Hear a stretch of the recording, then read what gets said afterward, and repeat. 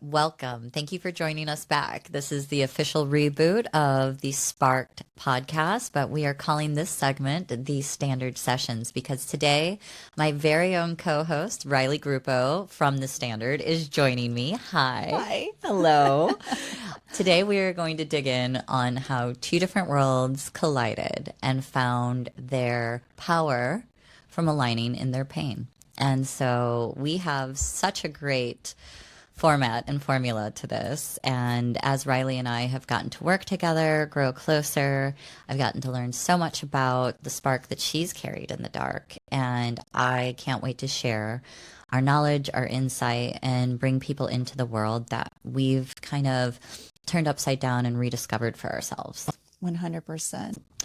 So welcome, girl. Thank you. Yeah. I'm so happy to be here. Me too. Happy to have you. It's nice to have someone I can actually sit and idea share with, you know? I know, and yap. I'm tired of all this lonesome internet yapping. Yes. It's good to have a partner in crime. It is really. I mean, well, and I feel like two is better than one. So if they're going to come tackle us, please bring it on. I think if there's anything that I can say about us is that we've overcome adversity in several different phases in our life. And a lot of those come with the layer of shame or guilt or experiences that most people wouldn't choose for themselves. And not that we chose them, but life has a funny way of putting you in a situation to grow and become stronger. And if I've learned anything about you, it's that courage and that resilience that you hold is a secret power to your light, And I feel like you've been showing that for quite some time. Oh, thanks, Heather. Oh, you're So welcome. you. Holy cow. Well, as we get into this thought leadership, coaching, mentoring, whatever the program is that we've kind of been expanding on for ourselves, I think it's about looking at our whys. Like, how did we get here? So where did we start, right? Like, how did two different girls come from different worlds? So let's start there. Let's talk about armor, the mask, the layers, the protection that for years, you and I, as we were just talking about, not that long ago, but we were just talking about our early 20s, our teenage years, and the things that kind of started building and transforming those masks and layers that we started to put on to protect ourselves. Do you have a time in your life that you can point back to directly when you feel like you really puffed up your chest and said, okay, I need to protect myself, and you hid a version of Riley? Do you remember a starting point like that? Oh my gosh. Yes. I mean, my earliest memories were probably like that growing up because my parents and my household was so tumultuous. But yeah, I mean from early on, and I kind of kept that until recently, really trying to fit into a box that society said I need to fit into or be somebody who I thought that everyone else needed me to be. And I think especially as women, we often do that because we're told how to look, how to dress, how to act and behave. Absolutely. And it's just something that some of us, I mean, all of us struggle with, I think, to an extent. And it wasn't until recently that I was like, no more. And I still struggle with it. So Riley and I are about 10 years apart. I don't hide any secret. I'm about to be 44, and we have uncovered some layers to how similar some of the things, our upbringings, even though completely different backgrounds, completely different things. We've experienced very similar traumas even still today that we have to be challenged and overcome. So it's no surprise that when we talk about confidence, strength, and courage, these are things that I think people think just eventually you override and then you're on the other side of. And I 100% can say, even at 44, confidence is something that I work on every single day. And I know I show up in the room and people are like, oh, that girl, you would never know. Little do you know, sometimes there's a looping spiral on repeat playing in my head. It's like one of those bad elevator songs I don't even know. And it's just like, do, do, do, do. And it's like breaking my confidence down by the second. I just hold steady and try not to let that energy spill out into everything, because I know that usually that's an anxiety that I've been working on healing for years, years and years and years. Because to your point, society, I mean, just to be a woman It's not easy to be a person in today's world in general. But to be a woman, I feel like we faced a lot of different things that were predisposed to how we should be. Yeah. And I know that you've had an interesting relationship with family. I did too. My family's from the Midwest. They're very small in the sense of like they don't want a lot out of life. They're happy, they're unbothered. Yeah. But with that came a lot of different things because the adversity that I experienced, I wanted more out of life. I wanted to explore, I wanted to seek, I was curious about everything. I wanted to break out of the box that I felt that I had been placed in. And so there was a constant battle and a power struggle between me and my mother. Like, she is a great woman, okay? But that doesn't mean that we have not had a million battles and a million challenges. And she's had her own challenges, you know? I can't help the way that she was raised and how she was brought up and certain things that were instilled in her. Yeah.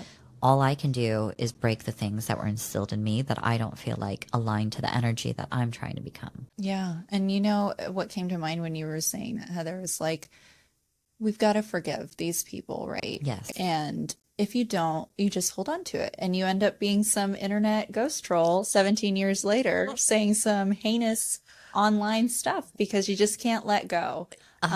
But it's not an excuse. Yes. Like, I wholeheartedly believe my parents, like most, are doing the best they can with what they have. But it's an explanation. It is. And, you know, sometimes we get them, sometimes we don't. I'm at a place where after everything that I had experienced in life, and that goes from, you know, pronounced dead at a car accident scene to being sick in my 20s to divorce to all kinds of shame, guilt spirals that we could just continue on, mostly chose at my own hand. But there were still things that I couldn't explain or understand. And luckily, the one thing that my family did do was lean in when times were hard to support me. So it started bridging some of the gaps in those like traumas, in those pains. And eventually we were able to come back together. And I think today I have a very good working relationship. Whether she understands me today or not, no. I'm not, you know, it's not necessarily the world that she would have picked for me. It's not necessarily the life she would have picked for me. I know she still wants me to be married. I'm sure she still dreams that I could have had kids. I think that there's a lot of things that go down that line. But I made peace with her a very long time ago because I realized she does just love me, even when it's hard. Yeah. In her own way. unique And, way. you know, to be there by my side when things, nasty trolls and other things that have rose up from the dead to come at me. You know, Jesus. we've had our obstacles with that. But, you know, I would say, when do you think there was a time that your strength stopped working? Because one of the things I talk about a lot is reaction, right? Because I'm at a really peaceful place. And I was not always. Katie Kaboom was like my center focus, okay? And anything and everything that I could spew my wrath on was going to get it. So if you were within a 10-mile radius of me and I was agitated, it was going somewhere. What about you? When strength and courage weren't the access code that you were choosing, Yeah. what was Riley like? Oh, same. Oh my gosh. Riley, I guess there were two settings, and maybe I can blame my Latin roots on this, but We love a spicy Latino, okay? We love her. no, but it was just that. It was because, again, back to what we're taught. Everything goes back to childhood, really. Right. But like, I was seeing anger. If something was wrong, anger. It was either that or become a hermit and recluse. And, but on the flip side, if, you know, for my military career, for example, professionally, it was like you put that hat on and that is the person you are today, despite what happens. Like, all emotions left at the door when you leave the house. And see, that's got to be challenging as a woman because it takes you so far out of your feminine because emotions are the natural thing for us, right? So stepping into a man's world and having to kind of almost fake it sometimes because life is happening. How did you do it? I don't, like, I go to your point. In times of crisis, there were two reactions. The crazy chaos, I'd go drink and spiral and didn't realize how destructive that was, or I would totally recluse and disappear and almost act like I was in a witness protection program and like Yep. not let the world see me. Close all the blinds, close the doors. But nobody knows I'm here. Can I just exist? No? Okay. All right. Like, exactly. But okay. So in this man's world, because I've worked in a corporate man's world, so I learned how to play with the boys, which also took me so far out of alignment from dating and even liking men. Like, not that, and to each your own flavor of choice, but like, unfortunately, I was blessed with liking straight male men. And there was a season, still might be entering into it, where I'm not sure all the time that like this is what makes sense, because you're like, God, I've seen you. I've seen how you guys act. I know the behind the scenes, you know? And then you're like, oh, do I really want to get involved in that? Yeah. You know? So, okay. So what was it like holding strength in your world? It was just that. I mean, I tried so hard to be one of the boys that I grew up being very boyish, like having very boyish interests. Yes. See, we have so I much know so much. I was such a, for being a girl, like on the outward, because they had me in dance and gymnast and all this stuff. But like, I'd be up in the trees and down in the dirt and like running with the boys. All my friends were little boys. I had little girlfriends, but I mean, I loved to play with the boys. I loved to be roughhouse. Like, so that was where I Yes. lived, you know? And in high school, I hung out with all the boys. I didn't find that my safety came from being around women. No, same. Wow, that's crazy. Right. But yes, I mean, totally understandable, like where we came from. And it wasn't until I was getting out of the military that I was like, wait a second. And I'm still realizing it now. I had a conversation with my girlfriend yesterday too. I was like, is it okay? Because I get really uncomfortable in situations where people come to me and they're telling me tea, basically, and it's like drama and like how as women we talk and we're Yes. emotional, to your point, but it's very uncomfortable for me. I'm just like, You know, it took a lifetime of learning to steer the ship of navigating those kind of talks and conversations and energy. And for a while, I was the queen of tea, right? Because everybody chooses to like lean in on me. I guess I'm a safe space, which you're welcome. Yes. But also, Thank you. that safe space requires somewhere to vent, because they're carrying a lot of weight for a lot of people. And I also, when I started branching out and getting newer girlfriends and things like that, my trust was broken over and over again by girls. Yep. And so I felt safer playing in the man's world because I knew I could beat them at their own game. yeah, Right? that's a great way to put it. Yeah. Like So good. a lot of women are like, oh, I didn't feel safe in that environment. Look, there was harassment. There was all kinds of stuff. It's not that I didn't feel safe. There were moments where I definitely didn't. And there were definitely situations that occurred by some of the creeps that you wish you could have avoided, but you can't. But I will say this. I was smarter than them. I was better than them. I was up at dawn managing them like a herd of cats. And I was the last one out every day. So was I getting things done? Absolutely. Was I the one kind of pulling the strings behind the scenes? I feel very confidently I could say that. And like, I knew what I knew and I was really good at it. And because I had thrown myself from all my trauma and all the things that I had like left behind into my career, because that was the only identity I was choosing at the time. That's where my strength was. That's where I just boom. And I could perform there. I could golf. I could drink bourbon. I could eat the steak. I'd smoke the cigars. What do you want? Come How about what do they call it? Long cut Copenhagen tobacco Oh no. for dipping. Oh no, she did. She went there. Oh no. She's gone farther down the rabbit hole than I have. Wow. Just along the line. Hey, look, survival is funny. It's a funny little stigma when you realize that you are just trying to survive in a place that you think, because it's the one place that something recognizes your genius. And so you stay there. And we usually stay there too long because we get really comfortable. And when I was comfortable, what that looked like was about 70 pounds more, no light in these eyes. Yeah. I had no life. I was single at the time, and I had no love life. Again, back to when you spend your days with men, the last thing you want to do is even think about going home to a man. That's a really good point. I never thought about that. And like, believe you me, I was not like, yes, I love sex like the next person, but Yeah. I was not sexually charged and out looking for it. I was like, like I almost couldn't be bothered. And like my relationships all kind of dangled on a string because I was traveling a lot. And so I never really got to see my family. And I really felt disconnected from things that made me feel whole and home. So even though I was bearing a level of strength, I feel like it was from a performative aspect. Yeah. No, that makes sense. What do you think? When do you think it was like a turning point for you where you're like, no, no, Ah, this isn't it? my very first moment of knowing that I needed to be paid more and knowing that I needed to like walk away. And when it wasn't an option, I knew very quickly that I didn't want someone else to continue being my boss. And so I didn't know what that looked like.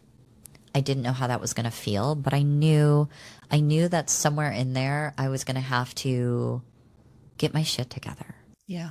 and say, what is the life that you want? And believe me, that still took a long time to figure out because I took the leap and said, this is what I want. And when they couldn't do it and they were like, no, sorry, I'm like, okay, this is me on my come up, me figuring out the next steps in my path. And I leaned in and said, what are you good at?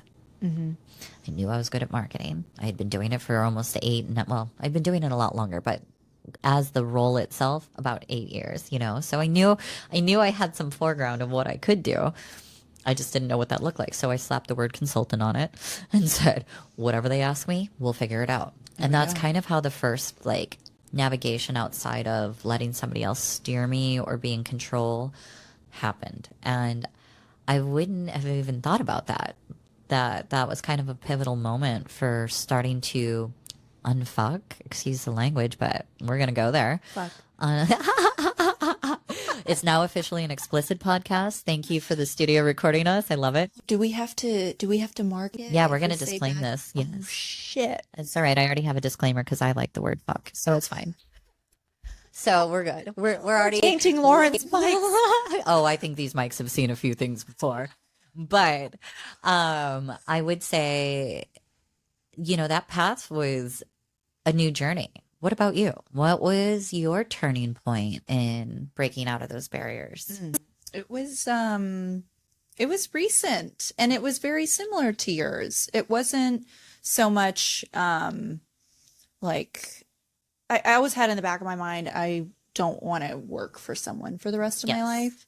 And I had the biggest thing like, oh, I'm going to get into real estate and, have a brokerage. And I did a little real estate, like investing, and that was fun and it was wonderful, but I did it while I was in the army. And I realized it's not what fulfills me. Sure. So I had to do some soul searching, Heather, and what happened, basically, I was in my first corporate job, leaving the military, and I, didn't know what to expect, having only ever worked in the military except for a hostess job when I was a teenager. Right. But it was disappointing. It was disappointing in the way that people weren't cohesive. Like the culture was very toxic, and that was my first taste. So I thought, oh, all corporate places are going to be like this.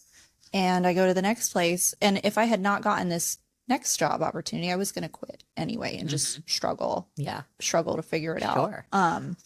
And that was fine. But I saw the same thing at a greater, larger scale level when I came to this new job. And I said, absolutely not. Like the team is being treated like they're rugs, like they're doormats. They're just a cog in the wheel. It's the same stuff I saw in the military. It's the same stuff I saw in and it really just depends on who's at the top. And that doesn't sit well with me. Right. And so I quit. And I just wanted to help people. Yes. I was like, how do I help people? I don't know exactly what I'm doing, but we're going to figure it out, similar to you. Yeah. Figured it out. And originally it was in my late 20s that I knew the first time I wanted to help people.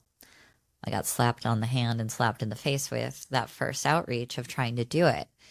But I never lost that feeling of knowing that there was something more inside of me wanting to pursue it. Did I know where it would navigate to? No, until about COVID. COVID was a really interesting, great time. So it was good for some, it was bad for others, right? And I totally respect everyone's journey and perspective on that. For me, it was the second time I moved to California. So I lived in California like 2015, 2014, 2015, 2016, maybe. That's the range. And then I moved back to St. Louis. But when I came back was March 12th of 2020. Moved down to, good old San Diego County, and 5 days before the world shut down, as I was driving across the country, my parents were like, "You're not going to be able to get in California. They don't have toilet paper or chicken." I was like, "You guys sound crazy. I just want you to know. Like, you guys sound insane." Wait, where does the chicken come from? I have no idea, but it was true. They had, like, the grocery stores were barren and toilet paper and paper towels were obsolete. So while it sounds crazy, they actually, Mom, you were right on track for once. And what's cool about it is that we kind of, I was supposed to move here with the guy I was dating. That ended up falling through because of COVID. And it's all for the greater good, to be honest. And, we're both in our life doing great things now. But it got me, there was one of two things that first started happening. At first, I started drinking, like everybody else did, I think. We all just stocked up on liquor and was like, I guess this is what we're doing now. Margarita time at 10 o'clock in the morning. Cool. Yeah. No, seriously. And like by May 1st, I was like, this is not how I chose to live my life. Mm-mm. So I did three things. I said, I'm going to be outside every single day. And that's going to be my movement part. I'm not going to drink when I'm alone. I think that that's a really sad thing to do. And if we're stuck being alone, because I knew no one, I had I had nobody really out here. So I was like, okay, even when friends do visit or whatever, that's the only time you're getting as this. So I started getting clear on that. I called my old personal trainer back in St. Louis and was like, can you virtually train me? And she's like, yes. So I started piecing together a home gym. And then I did something even bigger. I went and said, I'm going to go get certified to be a coach. I had tried putting together like these women empowerment groups. I had a highest power brands. And then during COVID, we created Pivot to Power. So I've always been wanting to give this like voice and spark and light to women. Now I've just expanded it to like, I want whoever needs that spark in the dark to kind of find it and follow through. So it's evolved, as most things do, as I have. And as I've gotten clearer and clearer, we've arrived here. I'm smiling. That is exactly what you do for me. Well, thank you. Thank you. Even though, that's not how we started working together, but Yeah. that's exactly what you do for me. And I mean, I'm similar, but not in the sense that I was thinking, like, I guess to our conversation earlier about how it's just more comfortable to do something that you're comfortable with, like working with men. Yeah. And it's so familiar to me. Like, I know it like the back of my hand and the name of the game. And so when people were like, well, who's your target audience? It should be women. I'm like, but I feel like I have a lot of value to give to both. Yes. But I'm starting to see, Yeah. there are a lot of women. They're the ones who reach out in my messages that aren't trying to get me on OnlyFans or like get my phone number. They're the ones. They're not the ones trolling you and trashing you in Right? the comment section. Well, there were some, but the majority are men. Yeah. The majority are men, and it's the women who are coming and saying thank you for saying this, there are men as well, but I mean, I'm just surprised because it was another story, I guess, that we tell ourselves. Yeah. I had we could go down a rabbit hole because I mean, start if you'd like to. We've got a little time. So I had this thought, and I'm curious what you think about it when Okay. I was driving over, because we're talking about dynamics, men and women, generally speaking in the workplace, but also generally speaking in society. I was thinking, I'm like, why are women kind of like pitted against each other? I was listening to a book. That's Okay. what it was. And Okay. the book was talking about how we have these perceptions of people who are wealthy. And her whole point was the people that we see on TV or in shows that they show as wealthy are these snooty, arrogant people. And so we think that's how we need to be if we come into wealth or when we come into wealth. And similarly to how women shouldn't know anything about finances. That's a man's role, blah, blah, blah. Like the only way to get rich as a woman is to marry a man. So that's why I was thinking all these stories that we're taught, movies, the shows we watch, anything we consume, it has this narrative. But I was like, well, maybe that's why women feel the way we do generally about each other for, I guess the majority, or I don't know, like on a surface level. Because we also have that brain that woman belongs in the kitchen. We're judged off how we look. Oh, it comes predisposed, babe. Like, we talk a lot about mindset, right?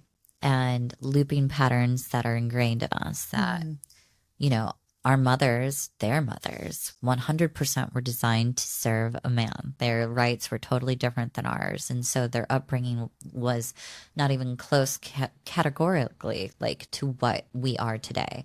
My grandmothers have got to either they're rolling in their graves or I think they're super proud of me because I'm breaking every mold that could be broken of what you can and can't do. And I look at it as we're pitted against each other as competition because when we do come together in large groups, our energy as women is the most healing in the world. And the larger the group, the longer we live, the more empowered we are, the more powerful we are. And that's scary to little boys and men. And I find that they divided us for a really long time. And I get it, the man's world is the man's world, but I think that we're going to see a big change, and I continue to see it because, to your point, when you were talking about the women that you're seeing come through and support you, this is the first season of my life in the last few years that my women friendships have been held at more value than ever before. And it has been the most giving, uplifting, empowered, supporting place that I've ever felt. Yes. Because no one wants anything from you except for to see you just shine. Yes. And when we can drop our predisposed judgments on each other and actually see that person for their core, the magic that happens, the alignment that happens, the people that get brought into your world, into your path because you have taken off the blinders and not worried about the mask. And you're like, I'm this crazy little blonde who's been broken and dusted, but I'm autistic and I've got all this other stuff and my ADHD and squirrel. I understand that, but it's fun because for the first time ever, I'm not being judged. I'm being looked at as wow, you're smart and you have all that. And cool. I can learn from you. Here, let me show you what I can do. It's like we get to play this show and tell finally with each other and say, hey, you can do that. That's so cool. What else can you do? Yes. And feed that fire. And ladies, that is how you should be doing it. Because if you're out here spreading hate, then you've got too much time on your hands. If you're out here judging others for the life that they're living, then you've got way better things to be doing. And you need to go look at your own grass and say, what's going on here? Because I guarantee it is not in healthy alignment with what you're here to do. Our life and soul is not here to hate on each other or tear each other's down. We are here to build each other up, come together, share our wisdom and our knowledge, and hopefully help others along the way. Yeah. What's the verse in the Bible is he who is without sin cast the first stone. Oh, right. Good luck. Good luck. Okay. When Jesus comes back, he can certainly cast all the stones, but as far as I'm concerned, no one walking this earth is Jesus. Oh, no. No. And I mean, without even trying, right? Most of us, we all have something in us. There has to be, because in order for energy to be good or bad or negative, there's always that construct. There's always that polarization. It's going to exist because that is just how energy works. There's a balance and a harmony. There has to be a little part of me that's a little street savvy and is I will get with and burn your house down if I need to. What was that? Yeah, I get a little sass with it. But I'm glad that she existed because she's taught me how the reactions that I need to have to see things clearly.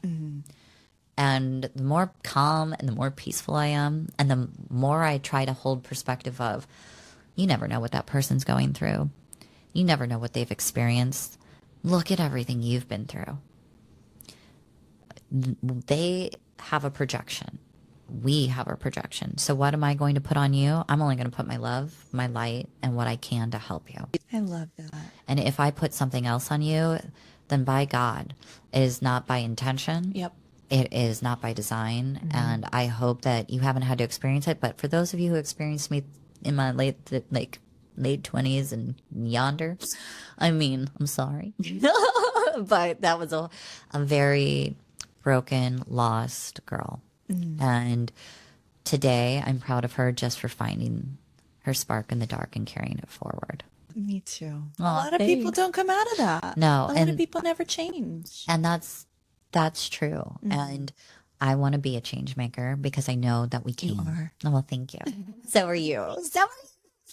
Okay, so our final takeaway. Yes, ma'am. I don't need a different life to become a different person. I just need to remember who I was before the world told me who to be. You know, I mean, I think that kind of So like good. brings us to point of we talk a lot about identity. And I think when we talk about shifting identity or energy shifts or mindset shifts, people get scared because it's changed. I was the sweetest, playful, imaginative little girl. I look at pictures of her and I just light up because she loved. I was like a Care Bear Sarah. I just wanted to like shine little beams of love on everything and sunshine, you know, I did. And I just love life and I wanted everybody to experience it the way that I could see it. And when she got lost in all of this, it has been such a path to finding her again. But it's going to take a lot in this season of me to lose that because that's my identity at my core. And I don't have to hide behind the layers of everything else anymore. And I'm sure there's still traumas that are there. There are things that still rattle me at my core. Don't get me wrong. That confidence thing happens a lot. And not because I don't feel good enough. It's just because there are things in my life that have made me feel as such. And I'm still working on reminding and remembering who the fuck I am. Yeah. Yes. Say it, sister. Just sing it. Anything else you'd like to add on that note? Yeah, I think there was something I wanted to mention. I took a note earlier because I've got a TBI and I can't remember things very well. So, It's okay. That's why we're here and why we brought our notes. but also I'm a little airhead too. But It's nice to know that we share that as well. Another alignment that I love about us. well, you see people nowadays, they've got their notes and stuff. So this is okay, right? Look, I want to make sure that we deliver to the audience what we want them to have as takeaways. So, if notes are an issue, well, then don't watch the video. Just listen to our voices. Thank We you. sound like authority there. I'll tell you what. Go. Heather's got a sweet honey angel voice Oh, and I a don't know. face to match it. Oh, whatever. Thank you, though. So with what you were saying, Heather, where you are right now, that's your identity. No one can take that from you. I think that's so important. And I think that not only do people choose not to change because it is so uncomfortable and challenging, and you're literally rewiring your neural pathways, Yes. which is It's a chore. it is discipline and work. People don't understand. It takes a lot of work. Mind, body, soul. Getting those in alignment, that is work. We know. In case you've seen this one's hot body anywhere on the internet, this one back over at here is a fitness model. You're 44. Are you kidding? What? Look at you. I mean, I've been working my ass off to have these, okay? I don't know if you saw me earlier. My jaw was like on the floor. Like, wait, Heather. I did not know this. I love you. I did not know this about you. Okay. I love you. I'm gonna pee. So I had one. I'm the most unserious person ever. Great. I love it. So there was something you had said, and it reminded me of something I saw on the internet. I'm paraphrasing completely, but do people call you delusional? Sometimes. Yeah, like meant in a negative way, right? Yes, absolutely. Okay. Of course. Like, how could they not? I mean, I'm definitely out here, especially on the spiritual 100%. side. Like, I talk about energy and quantum leaping and also like tarot and the divine and anything else. So delusional is like just goes par for the course. Yeah, but I'm realizing I'm not insulted anymore when Yeah. people say that because guess Good. what? You're right. We are delusional. We are so delusional Yeah. because we are not willing to accept an ordinary life. Correct. And the people there are so many people like as kids, everybody has the idea, I want to be an astronaut, I want to be a doctor, I want to be a lawyer, I want to be a professional sports player. We have these big dreams. And then slowly people start realizing, oh, I'm never going to be able to do that. Or not realizing, but coming to the conclusion because of whatever society is telling them, whatever their experience, maybe they were bullied, whatever. For whatever reason, they shrink and they lose the dream. It's those that hold on to it are the ones that become it. Yes, 100%. And I think a lot of times when people get lost in the sauce or hate, project, or say the things that they do in the comment sections, they live in fear of who they could have become instead of choosing it. And so to watch others who rise above all the adversity, all the trauma, and still continue to hope, to reach, and to go soar in the sky, that is carrying the spark in the dark. And anybody else can be burned by it because I think that's the way not everybody has to live. But if you have it inside you and you're called to something and you give up on that, makes me sad because there's so much more to it. And I wouldn't be where I am today if I wouldn't have broke past fear over and over and over again into where we started. The courage that it takes, the courage, the resilience that it takes to follow that dream. You've got to find it inside you, even on the hardest days, even in the lowest confidence, even in the lowest breakdown. You have to know that it's got to get better than this. And if you can hold that delusional thought, you will find yourself where you need to be. I promise you. Yeah. Let them. Let We are them. delusional. We are. I love it. I love it. And that's the standard. Yeah, that is the standard. I love it. And I can't wait till we break down the standard and get through its core pillars and talk about that. And we'll be talking about that on our next episode. Oh, yay. Yes. So anything else we want to leave the people with before we wrap up? I think no, I think this was great. I think it's just a matter of we oftentimes do constrain ourselves to what we're told, how we're told to be, who we're told to be. But there's a point in your life where you realize I get to decide. I get to decide that. And it's not easy, but you can absolutely decide that and choose. Life is about choices. And I'm glad for every choice that I made, even if it created pivots and challenges I didn't see or expect. I'm grateful for every one of them because it asked me to be better. And I really feel that I can walk in alignment of saying that I've outgrown things I never thought I could. I've healed things that I never imagined I even had to uncover.